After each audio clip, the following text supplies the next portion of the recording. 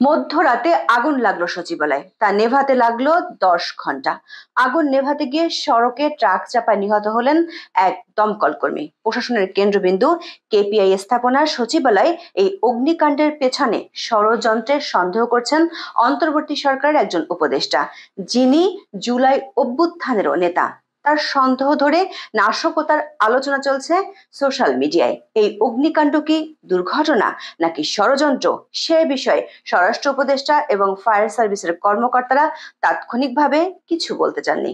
তবে নেটিজেন পাড়ায় নানান ধরনের আলোচনা দানা বাঁধছে। চলুন যাওয়া যাক বিশ্লেষণে। 26শে ডিসেম্বর মধ্যরাতে সচিবালয়ের 7 নম্বর ভবনে আগুন লাগে। ঢাকার ফায়ার সার্ভিস সদর দপ্তরের কয়েকশো গজ দূরেই সচিবালয়। রাত 2টায় আগুন লাগার খবর পেয়ে ফায়ার সার্ভিসের কর্মীরা ছুটে যায় সচিবালয়ে। 10 ঘন্টা পর বেলা 11:15টার দিকে আগুন পুরোপুরি নেভানো হয় বলে ফায়ার সার্ভিসের পক্ষ থেকে জানানো হয়। আগুন নেভাতে কাজ করে ফায়ার সার্ভিসের 19টি ইউনিট। গুগল ম্যাপে এই যে লাল চিহ্নিত ভবনটি দেখছেন, সেটি হলো সচিবালয়ের 7 নম্বর ভবন। ফায়ার সার্ভিসের কর্মকর্তারা সাংবাদিকদের বলেছেন, এই 7 নম্বর ভবনের 6, 7, 8, 9 এই 4টি তলায় আগুন লাগে। রাত 1:52 তারা আগুন লাগার খবর পান। রাত 1:54 মধ্যে ফায়ার সার্ভিসের ইউনিট ঘটনাস্থলে পৌঁছে যায়।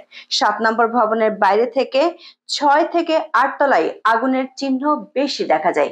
এই আগুন নিয়ে আমাদের প্রথম প্রশ্ন, আগুন নেভাতে এত দেরি হলো কেন? 10 ঘন্টা পর আগুন পুরোপুরি নিয়ন্ত্রণে আসে। প্রশ্ন হলো, এত সময় লাগলো কেন? ফায়ার সার্ভিসের মহাপরিচালক জাহেদ কামাল বলেছেন, সচিবালয়ের ফটক দিয়ে ফায়ার সার্ভিসের বড় গাড়িগুলো ঢুকতে না পারায় কাজ করতে বেগ পেতে হয়েছিল তাদের। সেই কারণে সামনের ফটক ভাঙতে হয়েছিল তাদের। সচিবালয়ে ঢোকার জন্য ফটক আছে মোট 5টি, এর মধ্যে মাত্র 2টি দিয়ে ফায়ার সার্ভিসের গাড়ি ঢুকতে পারে, কিন্তু সেই 2টি দিয়েও বড় গাড়ি ঢোকানো যাচ্ছিল না। আগুন নেভানোর জন্য আনা হয় 2টি টার্নটেবল ল্যাডার বা টিটিএল, কিন্তু সেগুলো ভেতরে ঢোকাতে বেশ বেগ পেতে হয়েছিল। গুগল ম্যাপটি দেখুন, সচিবালয়ের যে ভবনটিতে আগুন লেগেছে তার ঠিক মুখোমুখি, মানে পায়ে হাঁটার দূরত্বে আছে সচিবালয়ের অস্থায়ী ফায়ার স্টেশন। একটি অস্থায়ী ফায়ার স্টেশন থাকার পরও আগুন কেন এতটা ছড়ালো? মন্ত্রণালয়গুলোতে সৌন্দর্য বর্ধনের কাজ চলছিল, তাতে ব্যবহার হচ্ছে কাঠের, সেই কারণে আগুন ছড়িয়েছিল বলে মনে করেন ফায়ার সার্ভিসের কর্মকর্তারা। ছাত্র জনতার অভ্যুত্থানে গত আগস্টে আওয়ামী লীগ সরকারের পতনের পর থেকেই নানা ষড়যন্ত্র চলার কথা বলছেন অন্তর্বর্তী সরকারের উপদেষ্টারা। প্রধান উপদেষ্টা ডক্টর মোহাম্মদ ইউনূস থেকে শুরু করে অন্য উপদেষ্টাদের মুখ থেকেও এমন ষড়যন্ত্রের কথা শোনা গেছে। সচিবালয়ে আগুন লাগার খবর শুনি তেমন ষড়যন্ত্রের ইঙ্গিত দিয়ে ফেসবুকে পোস্ট দেন স্থানীয় সরকার উপদেষ্টা আসিফ মাহমুদ। সচিবালয়ে যে ভবনটিতে আগুন লেগেছে সেই 7 নম্বর ভবনে আসিফ মাহমুদের 2টি দপ্তর। আসিফ মাহমুদ তার ফেসবুক পোস্টে লিখেছেন, স্থানীয় সরকার, পল্লী উন্নয়ন ও সমবায় মন্ত্রণালয়ের বিগত সময়ে হওয়া অর্থ লোপাট দুর্নীতি নিয়ে আমরা কাজ করছিলাম। কয়েক হাজার কোটি টাকা লুটপাটের প্রমাণও পাওয়া গিয়েছিল। আগুনে কি পরিমাণ ক্ষয়ক্ষতি হয়েছে এখনো জানা যায়নি। আমাদেরকে ব্যর্থ করার এই ষড়যন্ত্রে যে বা যারা জড়িত থাকবে তাদের বিন্দু পরিমাণ ছাড় দেওয়া হবে না। মন্ত্রী পরিষদ বিভাগের ওয়েবসাইটে দেয়া তথ্য বলছে, সচিবালয়ের পুড়ে যাওয়া 7 নম্বর ভবনে সব মিলিয়ে 12টি মন্ত্রণালয় ও বিভাগের কার্যালয় রয়েছে। সচিবালয়ের 7 নম্বর ভবনে স্থানীয় সরকার, পল্লী উন্নয়ন ও সমবায় মন্ত্রণালয়, যুব ও ক্রীড়া মন্ত্রণালয়, ডাক, টেলিযোগাযোগ ও তথ্য প্রযুক্তি মন্ত্রণালয়, শ্রম ও কর্মসংস্থান মন্ত্রণালয়, অর্থ মন্ত্রণালয়, সড়ক পরিবহন ও সেতু মন্ত্রণালয়ের বিভিন্ন বিভাগ রয়েছে।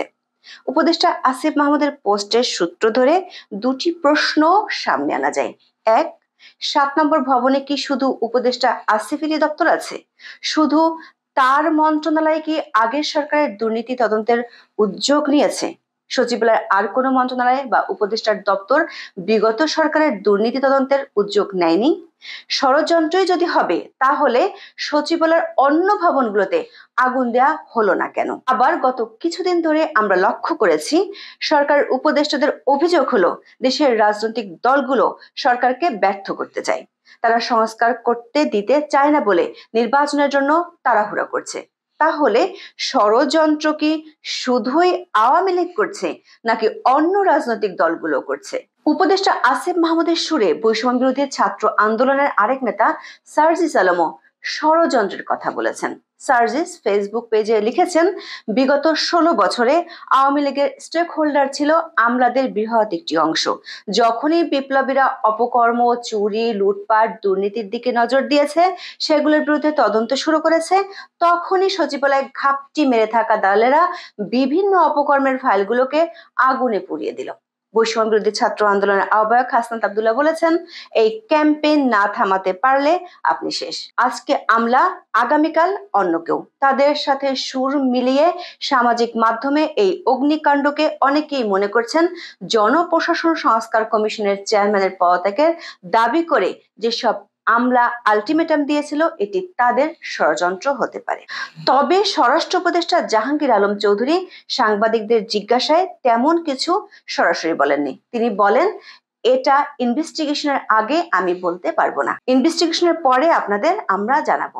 এত সুরক্ষিত জায়গায় আগুন লাগার কারণ নিয়ে জাহাঙ্গীর আলম বলেন, অ্যাক্সিডেন্ট তো সব জায়গায় হতে পারে, এজন্যই তো অ্যাক্সিডেন্ট বলে। সচিবালয়ের ভিতরেও তো হতে পারে, এজন্য তো সচিবালয়ের ভিতরে ফায়ার সার্ভিসের গাড়ি রাখা হয়।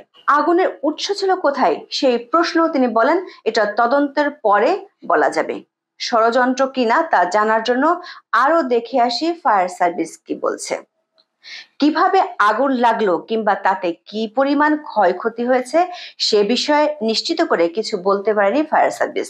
তবে বাহিনীর মহাপরিচালক ব্রিগেডিয়ার জেনারেল জাহেদ কামাল ধারণা করছেন, বৈদ্যুতিক শর্ট সার্কিট অগ্নিকাণ্ডের কারণ হতে পারে। তিনি সাংবাদিকদের বলেন, আগুন লাগার কারণ সম্ভবত ইন্টেরিয়র ডেকোরেশন ছিল। এক জায়গায় আগুন ধরলে বিদ্যুৎ লাইনের মাধ্যমে সব জায়গায় ছড়িয়ে পড়ে। এটা হতে পারে। আমরা যতটুকু জানতে পেরেছি, 3টি জায়গায় একসাথে আগুন দেখা গেছে। যখন স্পার্কিং হয়, যদি বিদ্যুৎ লাইনের শর্ট সার্কিট হয়, এটা হতে পারে, কিন্তু এটা হয়েছে তা আমরা বলবো না। এজন্য তদন্ত শেষ হওয়া পর্যন্ত অপেক্ষা করতে বলেন তিনি। অগ্নিকাণ্ড তদন্তে 7 সদস্যের একটি কমিটি গঠন করেছে মন্ত্রিপরিষদ বিভাগ। কমিটিকে 7 কার্যদিবসের মধ্যে প্রতিবেদন দিতে বলা হয়েছে। সচিবালয়ের রাষ্ট্রীয় গুরুত্বপূর্ণ স্থাপনা বা কেপিআই হিসেবে এটি বিশেষ নিরাপত্তা পায়। সেখানে রাত গভীরে অগ্নিকাণ্ডের কোনো ঘটনাকে স্বাভাবিক কোনো ঘটনা হিসেবে বিবেচনার সুযোগ নেই। কিন্তু তদন্তের আগে কারো বিরুদ্ধে অভিযোগের তীর ছোড়া বাংলাদেশের পচে যাওয়া রাজনৈতিক সংস্কৃতির পুরাতন রোগ। সে রোগে ভুগে অতীতে বহু ঘটনা চাপা পড়ে গেছে। জন্ম নেয় জজ মিয়ার মতো বহু নাটক। আমরা আশা করব সচিবালয়ের অগ্নিকাণ্ডের ক্ষেত্রে যেন তেমনটা না হয়। আজ এ পর্যন্ত। সবাই ভালো থাকুন, সুস্থ থাকুন, নিরাপদে থাকুন। দেখা হবে আগামী পর্বে।